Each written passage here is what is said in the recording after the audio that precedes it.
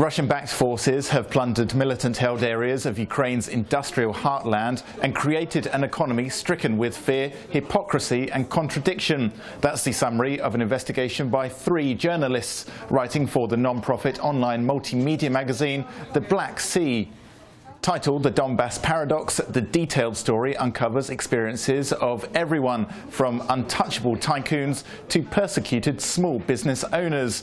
The piece is laden with graphics, maps, analysis and quotes from militant leaders and those who have been forced to flee them.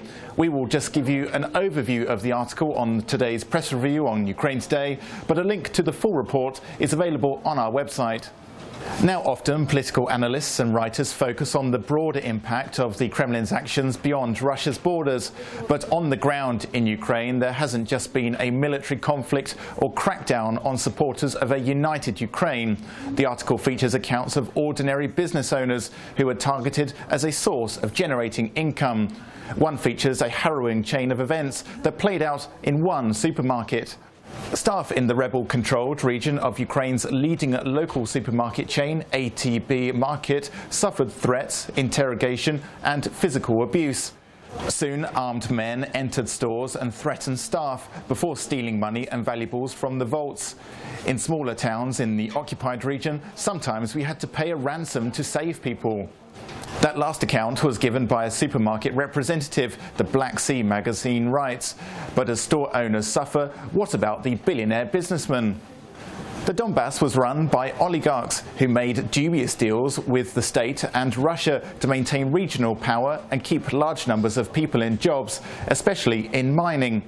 Today, small and medium businesses are destroyed, stolen or forced to register in the new republic. But the giant factories owned by oligarchs remain, for the most part, unmolested.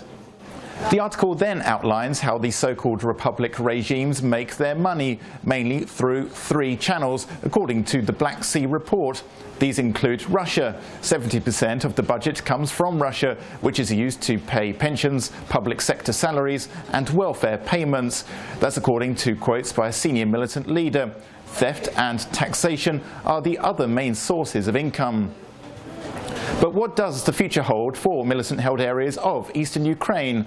The writers argue France and Germany are pushing for a compromise where Ukraine retains the Donbass region.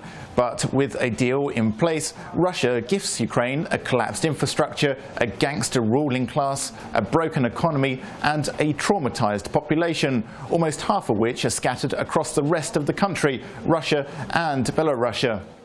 So, in the words of the authors, Russia is building Donbass similar to a poisoned chalice, which one day could partially be handed back to Ukraine. It's one of these scenarios the government in Kiev are preparing for. And that's all for the press review. You're watching Ukraine Today.